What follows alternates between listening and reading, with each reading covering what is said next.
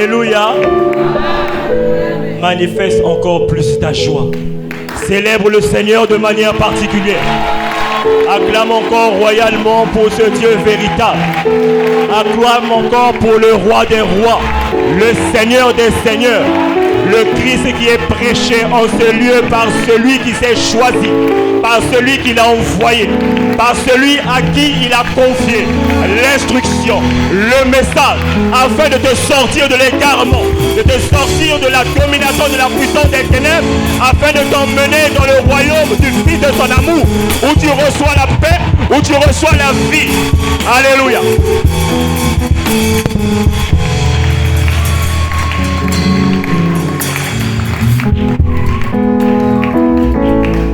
Bien-aimé dans le Seigneur, il fut un homme. La Bible le présente comme étant celui qui, à une certaine époque, à cause de l'ordonnance qui avait été donnée par le roi, que soient tués tous les premiers-nés d'Israël, tous les enfants mâles.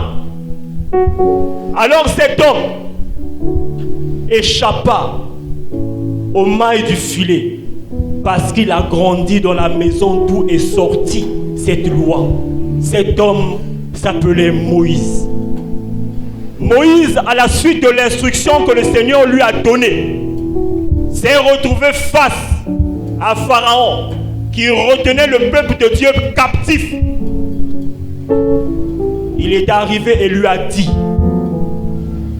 laisse les enfants d'Israël sortir. Pharaon a boudé. Et aujourd'hui encore, un homme aussi est arrivé. Ayant reçu l'instruction du Seigneur afin de parler à ses enfants, il a réuni la plupart des hommes de Dieu. Il leur a exposé ce que le Seigneur lui avait donné pour le peuple. Ceux-là aussi ont boudé. Plusieurs mois, plusieurs d'entre eux sont allés dans leurs églises, là où ils se sont recommandés d'eux-mêmes, ont commencé à présenter soi-disant une révélation qu'ils avaient reçue du Seigneur. Usurpation. Si ce n'est que celui qu'ils avaient entendu de la bouche de l'homme de Dieu. Ils ont voulu se faire propriétaires de cette information. Mais aujourd'hui, plusieurs d'entre eux, à l'exemple de ce qui est arrivé en Égypte lorsque Pharaon a boudé, les 10 plaies sont descendues. Aujourd'hui, plusieurs d'entre eux sont paralysés, d'autres sont morts et d'autres sont même devenus fous parce qu'ils ont voulu prendre la place de celui que le Seigneur a choisi. Bien-aimé dans le Seigneur, toi qui te retrouves dans cette histoire, qui t'es autoproclamé homme de Dieu, fais attention. Le châtiment de Dieu, lorsqu'il s'abat, il n'annonce pas qu'il arrive. Mais celui qu'il a choisi donne l'information. Celui qui n'est pas avec moi est contre moi. Et celui qui n'assemble pas avec moi disperse, dit le Seigneur Jésus-Christ. Si tu te reconnais ne pas être envoyé du Seigneur, arrête ce que tu fais. Parce que lorsque le châtiment tombera, personne ne plaidera ta cause. Satan même en personne ne pourra rien dire. Tous les Mikisi que tu pourras invoquer dans les grottes en face des eaux ne pourront rien devant la volonté parfaite de l'Éternel. Alléluia.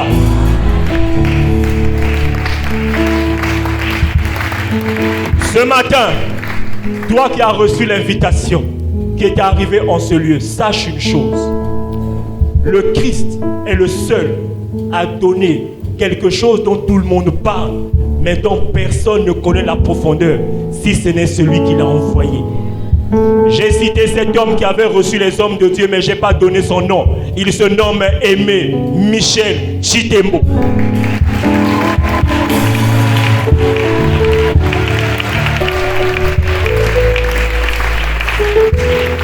C'est lui qui nous instruit en ce temps, afin que nous pouvons recevoir ce cadeau précieux qui vient de Christ, à savoir la vie.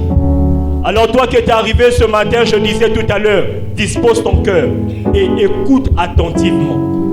Parce que la vie, ce cadeau précieux que Christ est le seul à pouvoir donner au travers de son envoyé qui prêche sa parole. Cette vie, tu ne peux la recevoir qu'en accomplissant quelque chose. Cette chose, c'est ceci. Ça a déjà été dit par Paul dans le livre de Romains. Comment croiront-ils en celui dont ils n'ont jamais entendu parler? Comment entendront-ils parler s'il n'y a personne qui prêche? Et comment y aura-t-il des prédicateurs s'ils ne sont pas envoyés? Écoute ce matin, dispose-toi, le meilleur est à venir. Nous pouvons prendre place.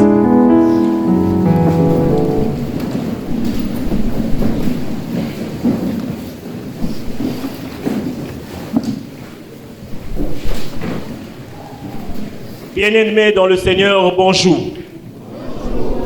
En anglais, on dit good morning. Ici, à Pointe-Noire, on dit mbote. À Brazzaville, on dit comment? Mbote nayo. Bon, à Sidad, on dit bondia. Alléluia.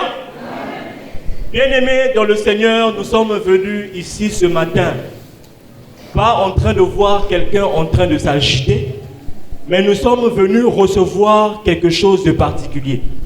Il y a déjà longtemps qu'on nous parle de la vie. Nous avons commencé à entendre parler de ce mot, la vie, chez les Israélites, lorsqu'ils ont dit, sans loi, je vivais. Quand la loi vint, le péché reprit vie et moi je mourus. Mais la personne à qui l'on a donné la loi, mais il était vivant. Même lorsque Moïse le leur donne, il dit, celui qui mettra cette loi en pratique vivra par elle. Mais nous ne sommes pas morts, nous vivons. Pourquoi il nous dit que nous allons avoir la vie? C'est quelque chose qui est resté longtemps caché. C'est quelque chose qui est resté longtemps sans explication. Parce que le Seigneur, pour éviter que ses enfants ne soient dispersés, il est obligé, à certains moments, selon des circonstances bien particulières, de choisir quelqu'un à qui il donne une instruction qui est le dévoilement d'un mystère jamais prêché, jamais connu et qui ne contredit pas la nature, dans le seul but d'emmener ses enfants à une connaissance supérieure à celle qu'ils avaient précédemment. Alors, nous parlons de la vie. Qu'est-ce que c'est que la vie? Alors que ceux à qui on adresse ce message, ils sont vivants. Voilà pourquoi nous disons ceci. Dieu a choisi les choses folles pour confondre les sages de ce monde et il a choisi les choses faibles pour confondre les forts. Il nous parle de vie, mais nous sommes vivants. La vie, selon le modèle terrestre, concerne le corps humain, ce corps biologique qui a besoin d'absorber des nutriments, qui a besoin d'absorber les vitamines, les protéines, pour que celui-ci, comme un véhicule dans lequel on met le carburant dans le réservoir, a besoin de continuer à en recevoir pour continuer à fonctionner. Le jour où il n'y a plus de réservoir, le véhicule s'arrête. Mais la vie, selon le modèle de Christ, nous retrouvons la première fois cette expression dans le jardin d'Éden lorsque Dieu insuffla dans les narines de l'homme formé un souffle de vie. Et la Bible dit, l'homme devint un esprit, une âme vivante, un esprit vivifiant. Mais il n'est pas devenu un être vivant. Pourquoi on n'a pas dit un être vivant? On a dit une âme vivante. C'était déjà un moyen de nous dire le jardin d'Éden n'était pas sur terre. Le jardin d'Éden était dans un lieu spirituel. Où il n'y avait pas de corps biologique qui pouvait manger et la nourriture traverser l'œsophage, arriver dans l'estomac, suivre le conduit des intestins et après arriver au rond-point du rectum. On pourrait se poser la question de savoir les toilettes au jardin d'Éden c'était où? Pour ceux qui croient que le jardin d'Éden était sur terre. Le jardin d'Éden était dans un lieu spirituel. Alors, lorsqu'il insuffle dans les narines de l'homme ce souffle de vie, il ne le laisse pas là où il est. Dieu dit, il le prit et le plaça dans le jardin en Éden. Parce que ce qu'il a reçu est quelque chose qui n'appartient qu'à Christ. Ce pouvoir, cette capacité de pouvoir vivre dans les lieux célestes, dans le royaume du Fils de son amour, tel qu'il est dit dans Colossiens 1, 12. Parce que effectivement, ce qu'il a reçu, à l'instar d'un poisson qui vit dans l'eau, vous ne pouvez pas l'emmener sur terre. Vous l'emmenez sur terre, il n'a plus la possibilité, ses bronchies n'ont plus la capacité de pouvoir filtrer l'eau et d'en ressortir l'oxygène dont il pourrait se servir. Parce que les bronchies ne fonctionnent que dans l'eau, les bronchies ne fonctionnent pas sur terre. Alors, je disais tout à l'heure, la vie ne se donne que par Christ. Mais Christ, dans le jardin de Gethsémane, a dit, il est avantageux pour vous que je m'en aille, pour vous préparer des places. Lorsque je vous aurai préparé des places, je reviendrai vous prendre, afin que là où je suis, vous y soyez également. Nous constatons par cela, sans avoir été trop loin dans les études, bien que malgré cela, nous avons lu à l'époque, nous avons relu à l'époque, on nous a aussi fait lire à l'époque, mais nous n'avions jamais compris le mystère qui était caché dans ces faibles phrases. Il a fallu cet homme dont je parlais tout à l'heure, pas Moïse, mais le deuxième, Michel. C'est lui qui vient et nous dit, oh, relis. J'ai déjà lu, non? Relis. Maintenant, lorsque tu relis, tu as l'impression que tu lis une autre page. Mais c'est la même page que j'ai lue tout à l'heure. Mais comment je n'ai pas vu ça? Parce que la puissance d'égarement qui a été envoyée afin qu'il ne croie pour la vérité. Devant Michel, au garde à vous.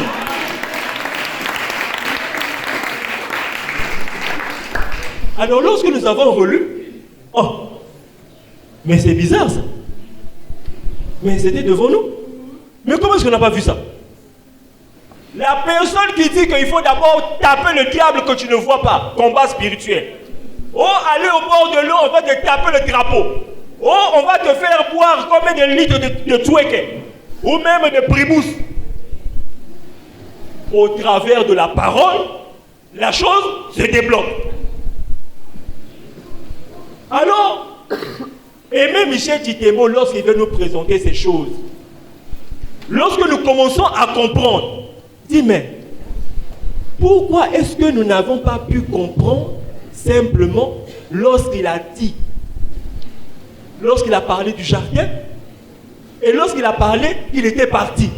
Donc nous comprenons par cela que Christ, il n'est plus sur terre. Mais s'il n'est plus sur terre, comment faisons-nous pour entrer en possession des instructions qu'il donne afin que ses enfants puissent obéir?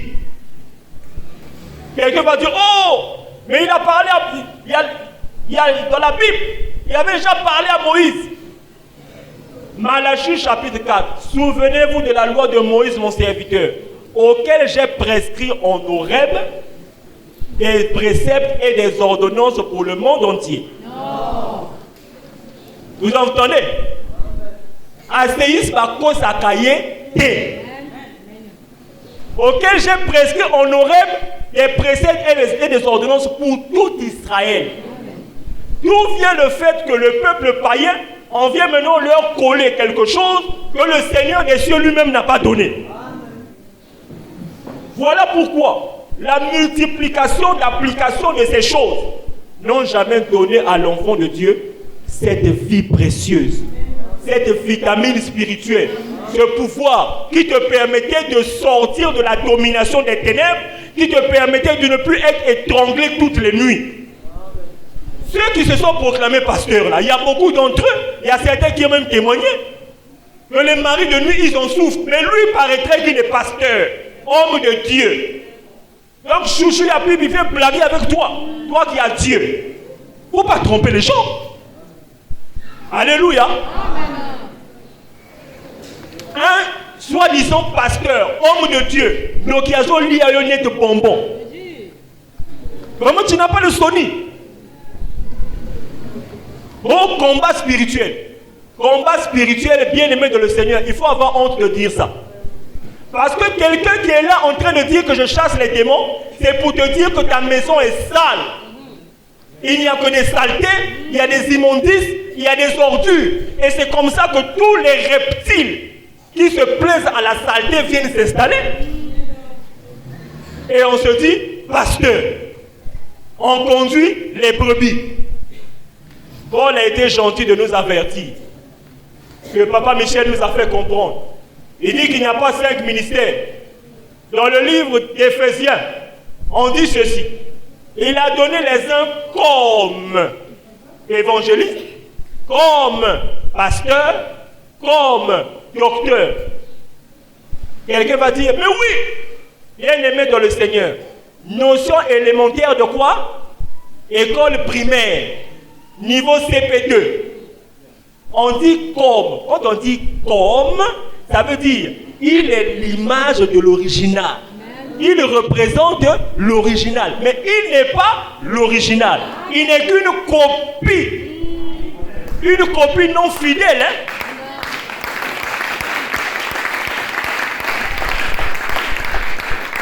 Lorsqu'on est copie, on doit... Déjà pour ceux qui font informatique, tu prends quelque chose quelque part, tu copies, tu colles. Lorsque tu modifies ici, il se modifie là. Donc la copie n'a pas le pouvoir de dire des choses par elle-même. La copie dépend de l'original. C'est la raison pour laquelle Paul a dit à Timothée, Timothée, mon fils dans la foi, tout ce que tu as entendu de Christ. Bien-aimé dans le Seigneur, toi qui nous suis, tu entends. Si tu te retrouves face à un athéiste, il n'y a pas un verset de la Bible que tu vas lire pour t'en sortir. Il dit, tout ce que tu as entendu de moi, en présence de plusieurs, va et annonce à des hommes fidèles. Ça veut dire, celui qui n'a pas été mandaté par le Seigneur Jésus-Christ, il n'a pas le droit de chercher à dire, oh le Seigneur m'a révélé. Il t'a révélé quoi? Jésus marchait avec 12 disciples. Il leur a posé la question, qui dites-vous que je suis? Qui avait répondu? Il n'y a même pas quelqu'un qui a dit, ouh, oui, restez. Il n'y a pas quelqu'un qui a tout cas l'MPV. Il n'y a pas quelqu'un qui a fait, oh, restez pas. On parlait en langue. Ils sont restés suivis. Il n'y a que Pierre qui s'est levé en disant, tu es le Christ, le Fils du Dieu vivant. Ils étaient 12, non? Jésus dit, tu es heureux Simon, fils de Jonas. Car c'est ni la chair ni le sang qui t'ont révélé ces choses, mais c'est mon Père qui est dans les cieux. Ah, c'est pas la chair, c'est pas le sang, mais c'est le Père. Mais il lui a révélé ça comment? Il y a quel fil? Et il commence à lui dire, tu es Pierre et sur Pierre je bâtirai mon église. Mais ils étaient 12, non? Pourquoi il n'a pas dit que, bon, vous tous qui êtes là, Pierre vous a sauvé. Désormais, vous êtes des pierres sur lesquelles je bâtis des églises. Il n'a pas dit ça pourquoi? Et il continue, ça ne s'est pas arrêté. Il dit, je te donnerai les clés du royaume. Il dit ça à qui? À Jean. Non. Ah, toujours à Pierre. Devant les autres, hein? Il n'y a pas quelqu'un qui a dit, oh, mais Seigneur, pourquoi tu lui donnes tout? Mais à nous, tu donnes quoi? Et ils ont reconnu, ils ont eu l'humilité de reconnaître qu'ils n'avaient pas eu la capacité de savoir qui était le Seigneur. Donc le seul droit qu'ils avaient à ce moment, c'était de se taire. C'est la même chose que nous disons aujourd'hui à tous ceux qui se sont autoproclamés. Taisez-vous. Le Seigneur ne s'est pas révélé à vous. Ne venez pas embrouiller les enfants de Christ. Sinon, attention. C'est déjà arrivé à Pharaon, quand on lui a dit, laisse les enfants sortir. Il a boudé. Jusqu'à ce que son enfant aussi est mort. Les Égyptiens sont restés plus d'une semaine sans eau à boire, parce que l'eau était devenue du sang. Attention quand le châtiment de Dieu tombe, tu n'iras te cacher nulle part. Alléluia. Alors, il dit à Pierre, tout ce que tu liras sur la terre sera lié dans les cieux. Personne n'a boudé. Aujourd'hui, Michel arrive. Il réunit des gens. Il a l'humilité, lui envoyé du Seigneur, l'homme de Dieu authentique. Il réunit les gens, il leur donne l'information. Le Seigneur m'a donné ça. Regardez. Non, c'est pas ça. Tu connais pas. Je connais pas. Hein. Il fait la démonstration pour qu'ils arrivent à comprendre. La Bible à l'appui, non par un raisonnement humain. Démonstration des Écritures. Ils ont dit non, tu n'as pas pu nous convaincre. Elle n'a pas pu te convaincre. D'accord. Pourquoi est-ce qu'ils sont allés dans leurs églises maintenant que j'ai reçu une révélation? C'est un manque d'humilité, c'est de la tricherie, c'est de l'orgueil. Et c'est ça que nous appelons des choses pathétiques. Ça n'a pas de sens. C'est regrettable. La vérité devant toi et tu dis que ce n'est pas ça. Voilà pourquoi Dieu appelle ça l'intelligence de l'homme comme étant une folie. Bien-aimé dans le Seigneur, la vie qui vient du Christ, lui qui est dans les cieux là-bas, comment il vient nous la donner? Il faut qu'il prenne quelqu'un qui est auprès de lui, qu'il l'instruise par rapport à la situation que vivent son peuple, ses enfants sur terre. À l'époque de Moïse, lorsque Christ est arrivé, les Israélites étaient sous oppression des démons. Mais, mauvaise coïncidence, il y avait également un autre oppresseur. Donc, il y avait un oppresseur charnel et un oppresseur spirituel. L'oppresseur charnel, c'était les Romains. C'est eux qui torturaient le peuple d'Israël. Et l'oppresseur spirituel, c'était les démons utilisés par le diable Satan dans sa première manifestation, en la première bête, pour que dès qu'il commettait quelque chose qui était à l'opposé de la loi, le démon rentrait. D'où l'Israélite a dit, qui me délivrera du corps de cette mort? Alors le Seigneur en ce temps, la Bible dit, Christ entrant dans le monde dit, tu n'as voulu ni sacrifice, ni offrande pour le péché, mais tu m'as formé un corps pour faire, ô Dieu, ta volonté. Quelle était la volonté de Dieu à ce moment-là?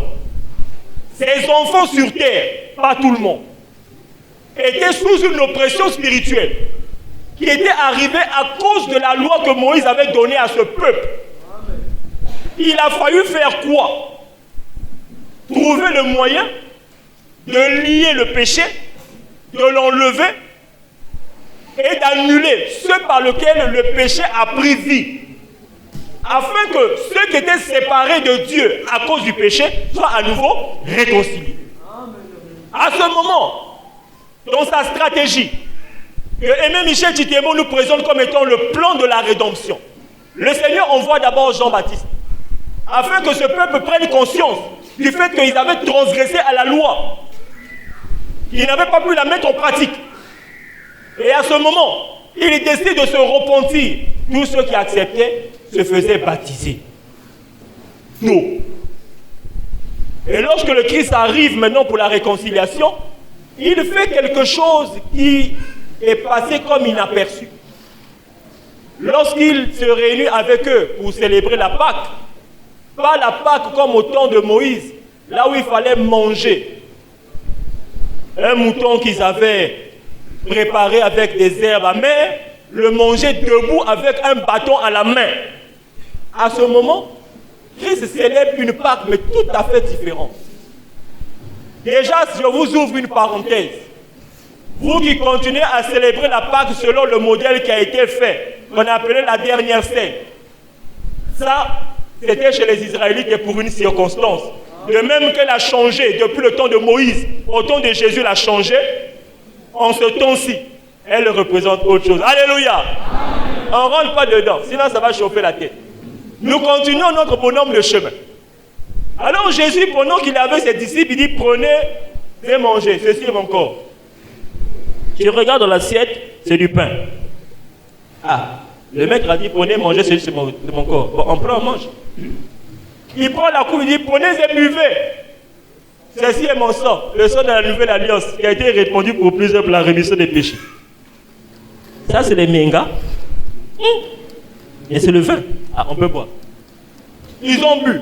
Par un geste anodin, négligeable, Il a pris leur vie et leur a donné la sienne.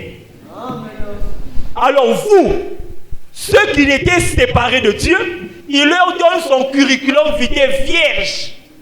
Non, curriculum vitae. Casier judiciaire, vierge, pas de condamnation. Pessi bango. Mais quand tu donnes quelque chose à quelqu'un, c'est le troc, non? Toi tu donnes et tu dois aussi prendre. Il a donné d'abord. Il arrive maintenant au jardin de Gethsemane. On lui présente une coupe. Tu as donné ton CV, ton casier judiciaire, non? Maintenant prends le casier judiciaire là où il y a toutes les condamnations. Ah! Mais s'il est possible que cette coupe s'éloigne de moi, mais cependant pas comme je veux, mais comme tu veux. À ça, il va tout. Hein, c'est à quel moment? Il s'éloigna et le quitta. Ce qui s'est éloigné, le corps a pris la coupe, la condamnation qui était dedans, représentée par le diable Satan, dans la première bête, liée dans le corps Jésus. Tout l'on dit. Celui qui était Jésus-Christ, à un certain moment, est devenu Jésus péché. Pourquoi? Le Christ est sorti du corps Jésus pour rentrer dans le ciel même, pour accomplir le sacrifice. C'est au travers de ce sacrifice que notre péché a été non couvert, mais effacé une bonne fois pour toutes. Et le sanctuaire céleste purifié.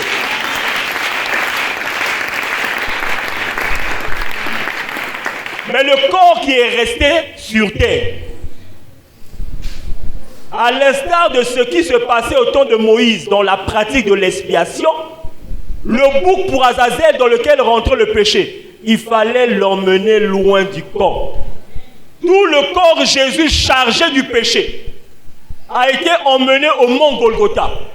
Nous comprenons pourquoi à un certain moment la Bible dit il a crucifié les dominations, les autorités en les livrant en spectacle sur la croix. Mais qui était sur la croix? On a vu une autorité, une principauté. Qui est-ce qu'on a vu? Jésus. La confusion, c'est ça. Parce qu'on voit un corps, mais on ne sait pas ce qui est dans le corps. D'où je disais tout à l'heure, ce qui est de la terre est différent de ce qui est du ciel. Ce qui est du ciel est spirituel, on ne voit pas à l'œil nu, mais ce qui est de la terre, on voit ça sur le corps. On voit le corps Jésus, on a mis les pointes. On dit, hein, Jésus, paraîtrait. Il y a même quelqu'un qui a le courage de le dire. Paraîtrait que tu es fils de Dieu. Il descend de la croix, nous, en fait. C'est son voisin crucifié qui lui dit, tu n'as pas peur de Dieu même au temps de ta mort. Nous, c'est juste parce que nous avons fait ce que nous savons. Mais lui, il n'a rien fait. Ah, il dit, maître, souviens-toi de moi quand tu reviendras. Il dit, mais moi, je suis en Moubati. Torse nu. S'il y avait le Mugondo, peut-être ce serait bien. Il n'y avait même pas de Mugondo. Mais ici, tu m'appelles maître. Donc, tu reconnais que je suis. Ah, quand je vais revenir là, c'est trop loin. Aujourd'hui même, tu seras avec moi dans le paradis de mon Père. Alléluia. Déjà à ce moment, posons la question de savoir. Celui qui était le bandit d'à côté là, lui aussi sur une croix. Les croix maintenant qu'on met partout. On l'avait baptisé quand? Pourtant on a dit celui qui croira qui sera baptisé sera sauvé. Et on a baptisé mais comme en matière de base. Mais le bandit là, il a été plongé dans l'eau quand il était déjà cloué sur la croix. Ça veut dire que bien aimé dans le Seigneur, si tu te dis que tant qu'on ne m'a pas plongé dans l'eau, le Seigneur ne me connaît pas, laisse-moi te donner une information. Le Seigneur connaît ses enfants. Les enfants du voisin, ils ne gèrent pas. Quelqu'un va dire les enfants du voisin, c'est qui? Oh, il y a un seul Dieu. Nous tous, nous sommes les enfants de Dieu. Si nous sommes tous les enfants de Dieu, qui a donné la parabole du champ? C'était moi. Donc c'était Moïse. Ah, c'est pas aussi Moïse. Hein. Donc c'est Jean-Baptiste. C'est Jésus-Christ lui-même. Il dit, quelqu'un, un maître, il avait un champ. Il a planté le blé. Au moment où ils vont dormir, L'ennemi est venu, il a planté l'ivraie, il est parti. Le matin, les gens se réveillent, les serviteurs disent, oh maître, n'as-tu pas planté du blé dans ton champ? Mais d'où vient le fait qu'il y ait de l'ivraie là? On permet que nous allons arracher. Il dit, hey, Benebika, don't touch. Bon, dans les autres langues, je ne sais pas. Il dit, laissez croître la bonne et la mauvaise semence. Au temps de la fin, j'enverrai le moissonneur. Parce que le moissonneur, il sait comment faire. Il a les instructions, il a la connaissance, il sait comment scinder. Lui, il va prendre le blé, il va mettre dans le grenier, et l'ivraie, il va lier en botte, il va jeter au feu. Les disciples, ils ont regardé, ils ont dit, le gars là, ce qu'il nous dit là, ça n'a pas de sens. Quand les gens sont partis, ils ont dit, maître, ce que tu as dit là, tu n'as pas compris. C'est quoi même? Le champ, l'ivraie, le blé, bon. Nous déjà, on a laissé la pêche. On était diplômés en pêchologie. Donc, blé, ivraie là même, c'est quoi? Il dit le champ, c'est le monde. Qui a dit ça? Jésus-Christ lui-même. Il dit le champ, c'est le monde. Le blé, c'est les fils du royaume. L'ivraie, c'est les fils du malin. Ça veut dire que sur terre, nous sommes les fils du royaume, là où se trouve Christ, les fils du malin, là où se trouve... Il y a quelques personnes qui ont répondu. Il y a que Boma. Le blé, c'est les fils. Là où se trouve les fils, l'ivraie, c'est les fils. Là où se trouve. Mais il faut dire ça fort, non? J'en sais pas pourquoi.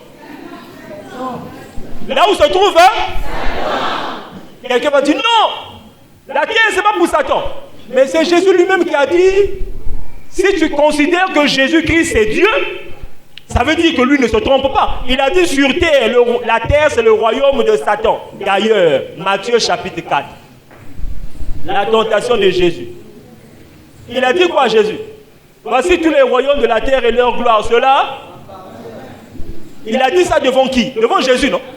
Jésus lui a dit tu as menti. Il a dit tout ça, ça m'appartient, je donne à qui je veux. Et il a même donné la condition.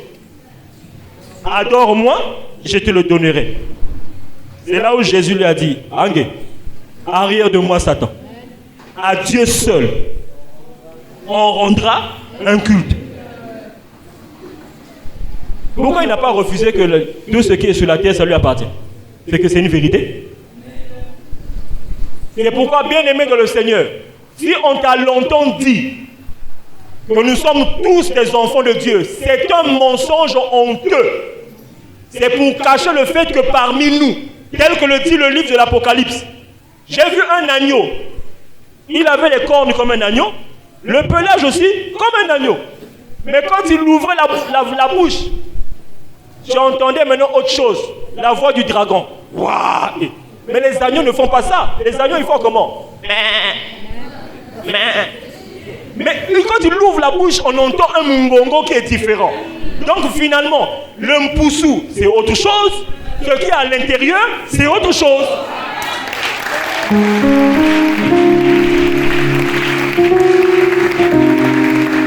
C'est pourquoi on ne reconnaît pas un enfant de Christ à la peau. On reconnaît un enfant de Christ à la semence qu'il y a en lui. De la même manière qu'on ne reconnaît pas un enfant de Satan à la peau. Parce que nous sommes physiquement tous pareils.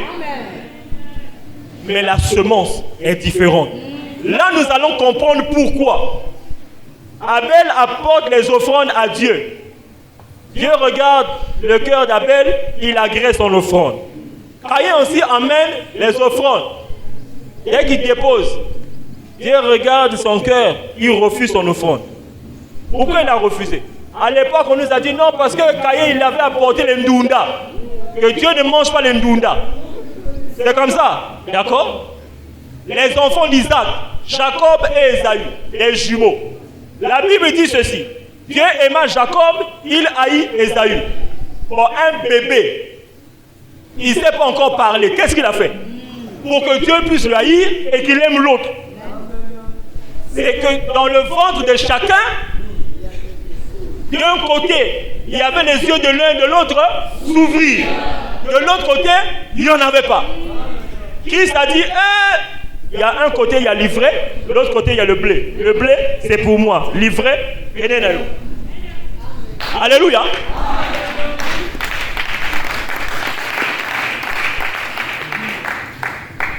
Je suis en train de vous présenter quelque chose. Ceux qui connaissent, ceux qui savent, ils ont déjà compris. Christ a dit, je suis le chemin, la vérité et la vie. Le chemin, là où il y a la vérité, c'est ce chemin qui donne la vie. Nous sommes en train de vous présenter la vérité de Christ selon les enseignements de Aimé Michel Tshitemo. Si tu reçois cette vérité, comme ça a été dit, celui qui croira sera sauvé. Celui qui ne croira pas sera condamné. Nous n'avons rien à voir. Nous te présentons Christ. Et nous disons ici, au fur et à mesure que la parole vérité entre, le démon, au fur et à mesure que la parole rentre, le sorcier, oui. Pourquoi est-ce que nous ici nous parlons aisément de la sorcellerie? Et nous précisons bien, les gens qui nous ont dit à l'époque que le péché originel, c'était les rapports sexuels, mais ils ont eu des enfants, non? Donc ils ont pratiqué le péché originel tous les jours de leur vie. Amen. Leurs enfants aussi ont pratiqué. Mais qui peut aujourd'hui s'accoupler avec un animal et avoir une descendance? Même la science, les généticiens les plus talentueux, ils ont essayé, mais les deux semences ne s'accrochent pas. Mais il y a eu un savant, on ne sait pas de sortir de quelle université, mais sûrement l'université des ténèbres. Il dit, le serpent s'est accouplé avec la femme, ils ont donné un enfant. Dans un lieu spirituel. Mais ce qui est curieux, c'est que la Bible, elle dit ceci. Après avoir chassé Adam et Ève du jardin, Adam connut sa femme Ève et elle enfanta Caïn. Mais si l'enfant, il a été mis dans le jardin, mais pourquoi après, c'est quel Caïn qui était né là-bas pour qu'il y ait un autre Caïn? La Bible ne parle que d'un seul Caïn. Mais là, ils sont parlés maintenant de deux Caïns.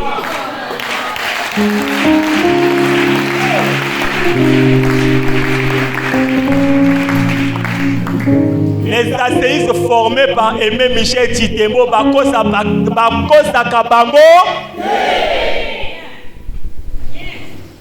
Alors la Bible dit encore, il connut encore sa femme et elle enfanta Abel.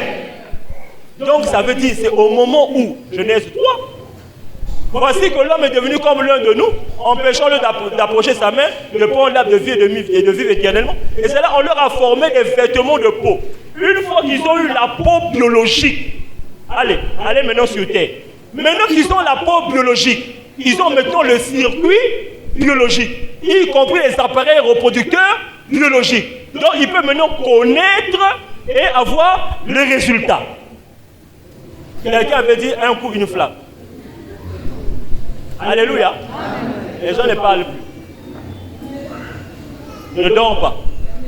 C'est dans ce genre de situation, une petite incompréhension ou un petit sommeil, voici que la compréhension est partie. On va dire, voilà ce qu'il raconte. On nous a menti que le péché originel, c'était les rapports sexuels.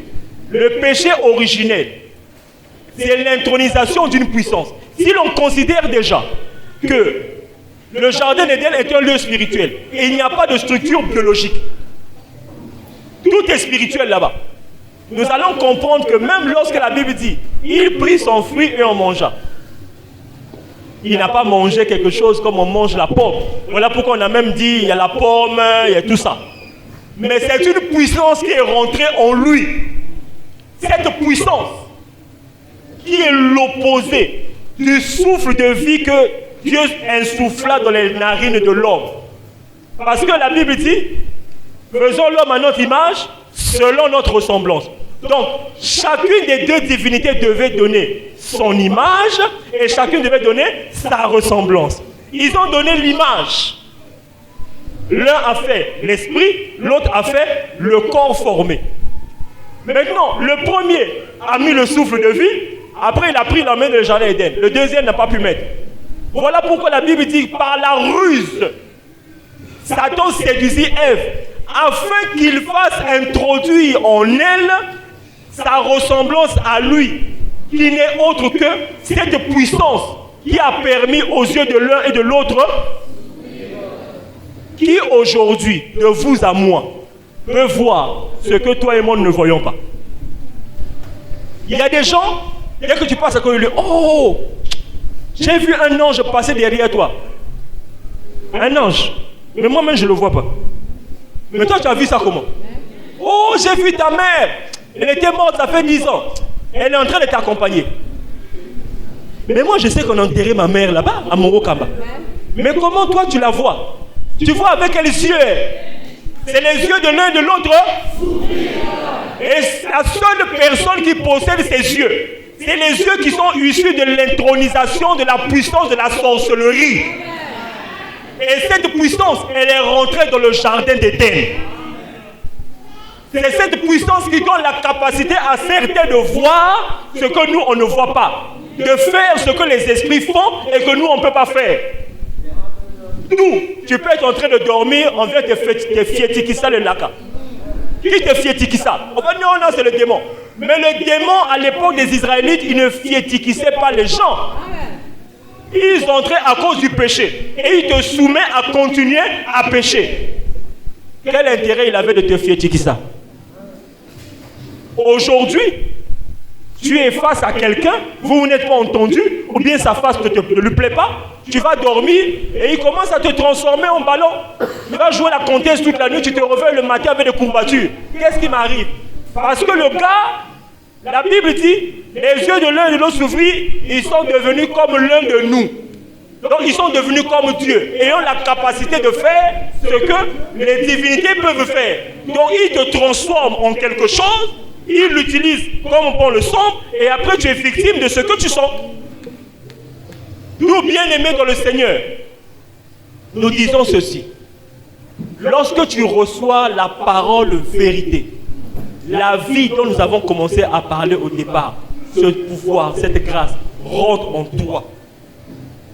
Comme la nourriture adaptée à un enfant, elle te produit une vitamine spirituelle qui te rend invisible et invulnérable à toute la puissance des ténèbres. Voilà pourquoi tu verras ici les asséistes, ceux qui reçoivent et qui ont cru à l'enseignement donné par Aimé Michel Chitembo. On parle simplement de la sorcellerie, mais hier, ceux qui sont à côté là, va leur demander de dire ça au micro. Boum! Parce qu'ils savent bien qu'il va dire. Ça ne va pas faire des fois 30 minutes. Quelqu'un va venir lui donner un coup de tête mystique. Mais pourquoi nous on ne fait pas ça? Nous parlons de ces choses, nous le démontrons et nous dormons paisiblement. On ne fait pas le combat spirituel. On ne fait pas l'imposition des pieds. Mais nous sommes en paix. Pourquoi? C'est la démonstration que cet évangile qui est prêché en ce lieu est un évangile de vérité dans lequel se trouve Christ. Et quand tu la reçois, c'est Christ qui est en toi.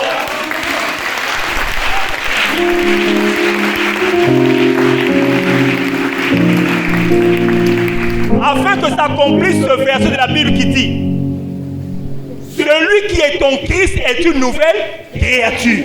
Les choses anciennes sont passées, voici que toutes choses sont devenues nouvelles. À quel moment la chose va devenir nouvelle si tu n'as pas reçu Christ? Parce qu'il a dit, si vous demeurez en moi et que mes paroles demeurent en vous, demandez-moi ce que vous voulez, cela vous sera accordé. Mais pour que les paroles de Christ demeurent en toi et que toi tu demeures en Christ, c'est comment?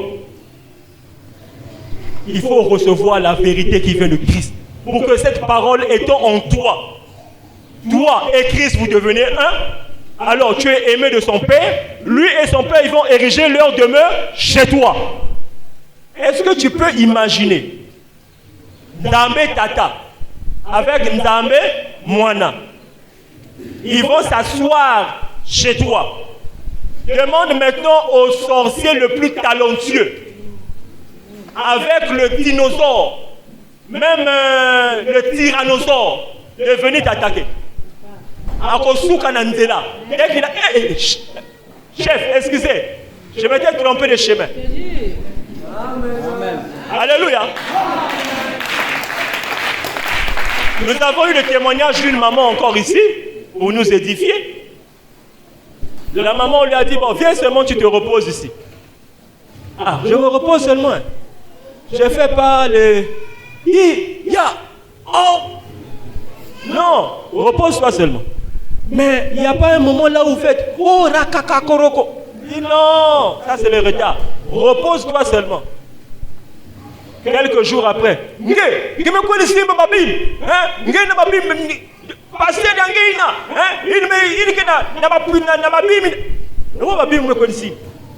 qu'est-ce que je suis allé tenir? Moi, on m'a dit à quelque part d'aller me reposer. Maintenant, comment vous me dites que je suis allé tenir des choses? Mais quelle chose j'ai tenue? La seule chose que j'ai tenue ici, c'est la parole de Dieu. J'ai la Bible, je lis. Mais quel truc que j'ai tenu? Bien-aimé dans le Seigneur, pose-toi la question de savoir. Pourquoi est-ce que nous avons tenu la Bible dans ces endroits-là? On ne nous a jamais dit ça. Pourquoi maintenant tu arrives ici, tu tiens la même Bible, tu lis, on commence à te dire que tu as tenu des choses?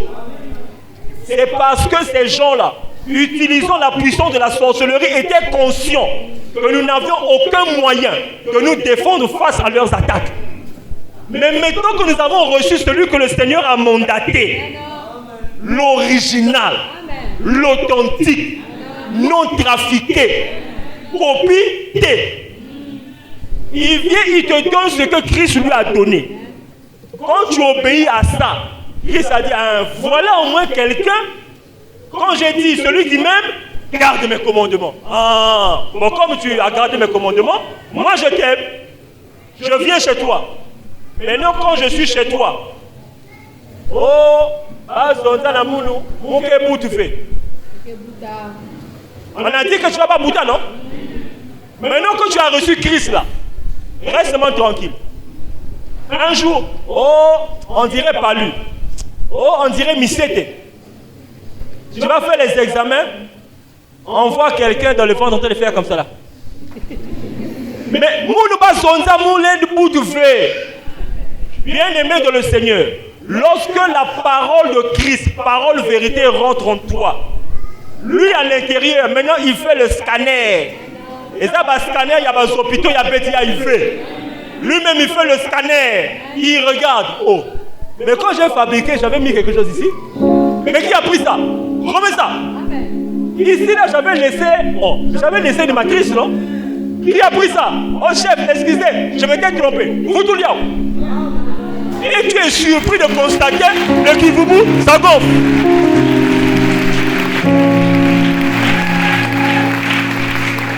Lorsque le chef parle aux ananani,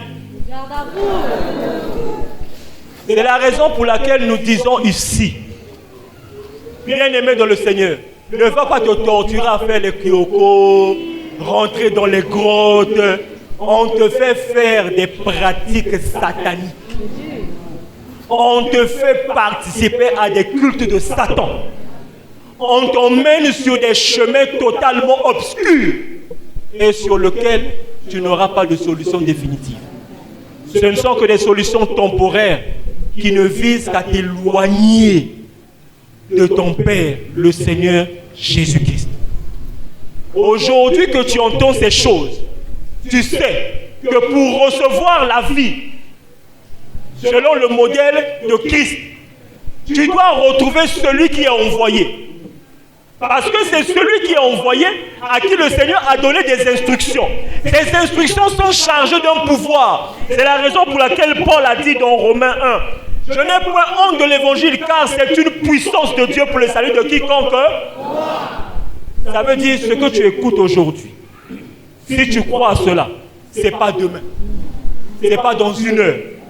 Ce n'est pas après-demain. Mais tout de suite, quelque chose change. Mais attention, confusion exalatée. Christ s'occupe de ses enfants, le blé. Donc si tu sais que tu es le blé, le canard sait que moi quand je rentre dans l'eau, je n'ai pas besoin de bouée de sauvetage, je flotte. Il y a un autre quand il rentre dans l'eau, si tu ne lui donnes pas la chambre à air, il va couler. L'enfant de Christ, on ne te trompe pas en disant aux sorcelleries inconscientes, ça n'existe pas. C'est un moyen qu'ils ont inventé pour pouvoir te maintenir à leur portée. Parce que la Bible dit, serpent, tu auras pour nourriture la poussière tous les jours de ta vie. La poussière, c'est celui-là qui n'a pas reçu l'évangile vérité et qui n'a pas reçu Christ en lui. Du coup, il est la nourriture pour ceux dont les yeux de l'un et de l'autre s'ouvrirent. Parce que leur nourriture pour vivre, c'est ça.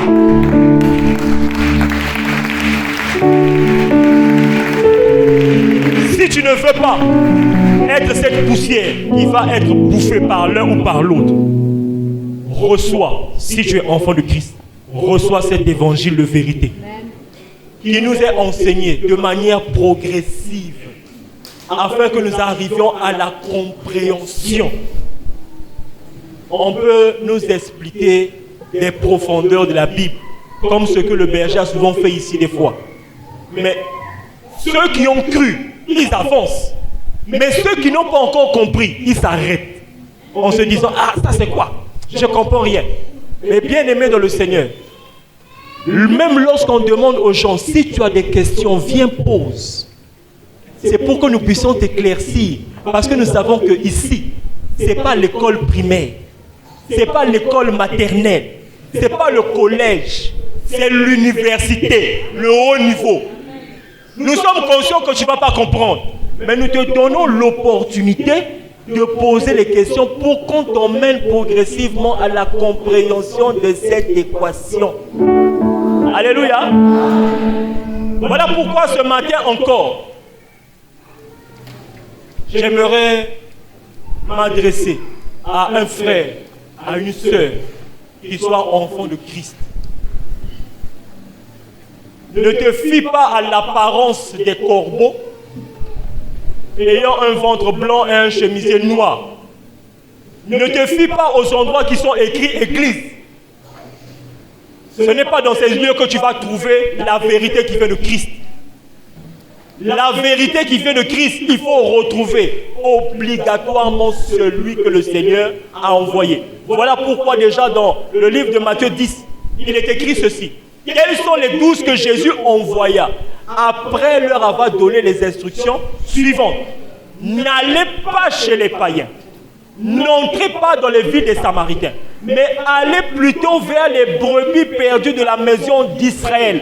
Là-bas, prêchez et dites, le royaume des cieux est proche. À Paul qu'il a envoyé vers les païens, Paul arrive et dit ceci. Ce n'est pas pour baptiser que Christ m'a envoyé, mais c'est pour annoncer l'évangile. Et cela sans la sagesse du langage, afin que la croix de Christ ne soit pas rendue faible. Car la prédication de la croix est une folie pour ceux qui périssent, mais pour nous qui sommes sauvés, elle est une sagesse de Dieu. Il dit encore, laissons les éléments de la parole de Christ, tendant à ce qui est parfait. Il a dit, tendant. Ça veut dire on va vers, mais on n'est pas encore dans le parfait.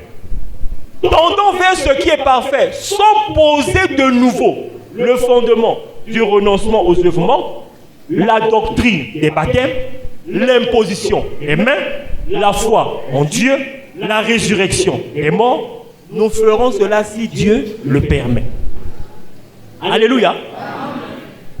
Il est encore arrivé à dire, nous n'allons pas au-delà de toute mesure. Ça veut dire, chaque envoyé, il a premièrement le peuple vers lequel il est envoyé. Il y a ce qu'il doit prêcher chez ce peuple. Il y a la mission qu'il doit accomplir et les travaux par lesquels on va reconnaître la puissance de son ministère. C'est le même Paul qui dit, quand le parfait sera arrivé, le partiel. Je suis seul ici. Quand le parfait sera arrivé, le partiel. Maintenant, le parfait devait arriver quand? Le parfait, on devait le déceler au travers de la parole. Cette parole que nous prêche en ce temps, Michel. Ce Michel pour lequel les gens se plaignent du nom. On n'a pas dit que Michel est Dieu. On n'a pas dit qu'au nom de Michel, mais on dit par le Christ que Michel prêche. Voilà, j'ai dit ça au ralenti. Prêche. Parce qu'on dirait que les gens entendent le Christ de qui est Michel. Par le Christ que Michel prêche. Donc il y prêche un Christ. Parce qu'il y a maintenant beaucoup d'endroits là où on dit oh Jésus-Christ. Oh Jésus-Christ. Même quand Jésus-Christ que nous connaissons était petit, il avait un voisin aussi qui s'appelait Jésus. Bon, si tu dis au nom de Jésus, il s'agit de quel Jésus? Le Jésus qui est voisin ou bien le Jésus fils de Dieu? Et ça confusion. Donc il faut préciser. Comme nous avons pris cet exemple la dernière fois, tu as un enfant qu'on appelle Jean. Mais tous les papas se retrouvent à un endroit. Mais comment je fais pour reconnaître le papa de Jean? Et surtout que moi je ne l'ai jamais vu. On m'a dit seulement que le papa de Jean est dans la foule là. Quand j'arrive à la foule, je dis papa. Tous ceux qui savent qu'ils ont un enfant, ils se retournent. Mais papa Jean. Bon, papa il y a Jean. On va voir maintenant un papa, seul il se retourne. Oui. C'est le Christ que Michel est en train de prêcher. Parce que ce Christ a envoyé Michel. Alors pour donner la différence entre les autres Christ, c'est le Christ qui m'a envoyé que je vous prêche afin que vous ayez la vérité, afin que vous ayez la vie et que vous surpassez la puissance des ténèbres.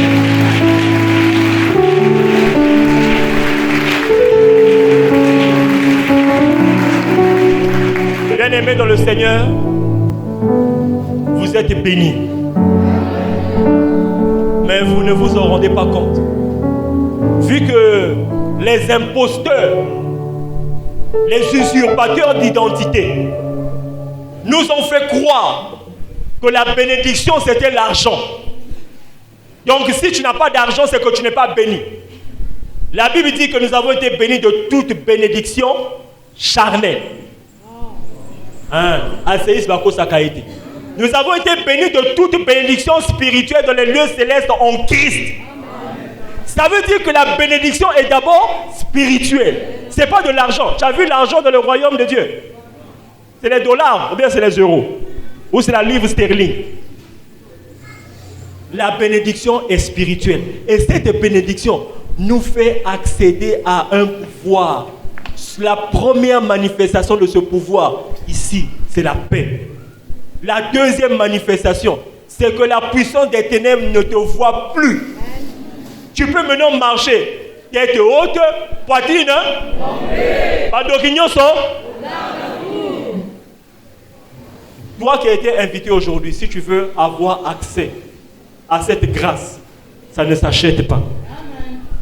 Si tu veux vivre ce que les asséistes vivent, il n'y a pas de corruption. Ici, tu as cru, tu es enfant de Christ. Le Christ te prend en charge. Et il te présente maintenant ce passage qui dit, celui qui m'aime, garde mes commandements. Quels sont les commandements? Il dit, demande à mon serviteur. Il te dira ce que j'ai dit pour vous et que tu obéiras. Comme c'est écrit dans Deutéronome 28. Si tu obéis à la voix de l'Éternel, ton Dieu, pas le Dieu de l'autre, en mettant en pratique les ordonnances et les préceptes que je te prescris aujourd'hui, voici les bénédictions qui t'accompagneront. Tes ennemis viendront par un chemin, ils fuiront par 7 chemins. Par le combat spirituel? Non. Par l'obéissance au commandement qui te prescrit aujourd'hui. Bien-aimé dans le Seigneur, l'occasion t'est donnée. Libre à toi, d'un cœur sincère et étant conscient que j'ai la possibilité d'expérimenter le Dieu véritable et authentique au travers de ces enseignements que je constate comme étant une vérité. Ah, je m'aligne. Nous ne voulons pas t'influencer, mais nous voulons simplement que tu comprennes. Nous sommes arrivés comme toi.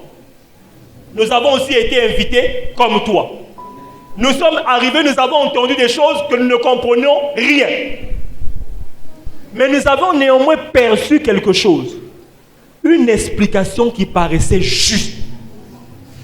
Et non seulement l'explication, ce que nous avons commencé à vivre.